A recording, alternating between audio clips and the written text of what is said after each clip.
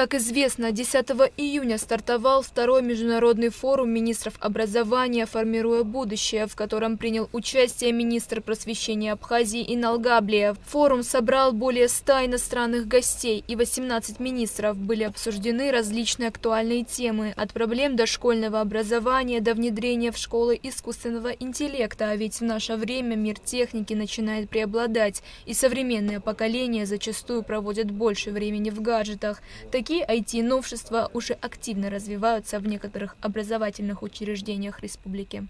Реализация, мне кажется, в первую очередь зависит от самих педагогов. У нас практически во всех школах есть интернет, есть компьютеры, их надо периодически обновлять, закупать новые, но это второй вопрос. Главное, чтобы учитель мог пользоваться этими технологиями современными, в том числе и искусственным интеллектом. Кстати говоря, мы провели недавно первый такой пробный курс повышения квалификации для учителей первой школы, и они, конечно, в полном восторге. Учителя, как говорится, с энтузиазмом освоили эту программу, им это в помощь. Они создают новый контент, новый материал для уроков литературы, биологии, химии и красочно дополняют свой учебный материал, который у них и так есть. В первый день форума «Формируя будущее» министры образования 18 стран подписали декларацию о создании рабочей группы по креативным профессиям, применению искусственного интеллекта и созданию инженерных школ. В числе участников форума были министры образования из стран БРИКС, СНГ, Азии и Африки. В рамках форума Инал Габлиев провел ряд встреч с руководителями министерств и ведомств России и иностранных государств. Программа была очень обширная, насыщенная. Было много двухсторонних встреч. Про встречу с Сергеем Сергеевичем Кравцовым я уже выше сказал. Мы обсудили широкий круг вопросов. Это и создание лагеря, и обеспечение нашей республики учебниками, и введение нацкомпонентов в эти учебники, повышение квалификации наших учителей. Вторая встреча очень важная состоялась с вице-министром образования Боливарианской республики Венесуэлы, госпожой Нэнси Ортонио Роха.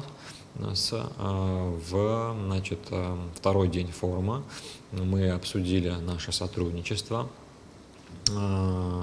и они согласились реализовать эту возможность подписать соглашение. Еще одной новостью стал запуск детского оздоровительного лагеря на базе школы-интерната в Очимчире. Дети со всех районов республики смогут весело и активно провести летние каникулы, обрести новых друзей и получить яркие эмоции. Лагерь первый будет принимать 2 смены по 100 человек. Программа обещает быть насыщенной. При поддержке коллег из Российской Федерации были приглашены вожатые из российского лагеря «Смена», люди, которые знают, как работать с детьми и имеют опыт в данной сфере. Мы в течение 2 недель будем принимать 2 смены по 100 человек.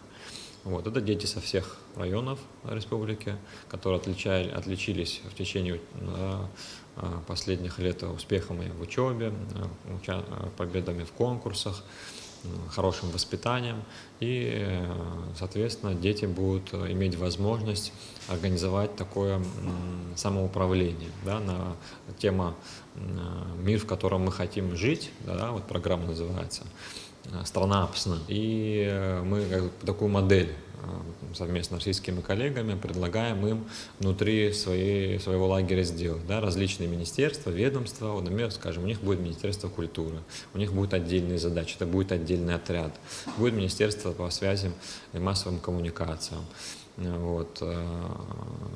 И, соответственно, каждое направление ребенок выбирает сам, или ему предлагают вожатые, исходя из его талантов, способностей, интересов. И будут, конечно же, конкурсы, будут экскурсии.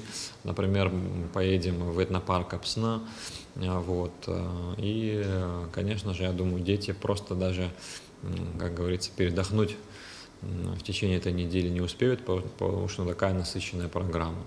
Также по поручению президента Абхазии Аслана Бжания Министерством просвещения завезена первая партия оборудования для спортивных площадок общеобразовательных учреждений республики. Начаты строительно-монтажные работы. В рамках первого этапа спортплощадки будут построены в Сухумском лицее-интернате, в Бомборской и Ишерской средних школах. Ульяна Рожкова, Алексей Гухава, Абхазское телевидение.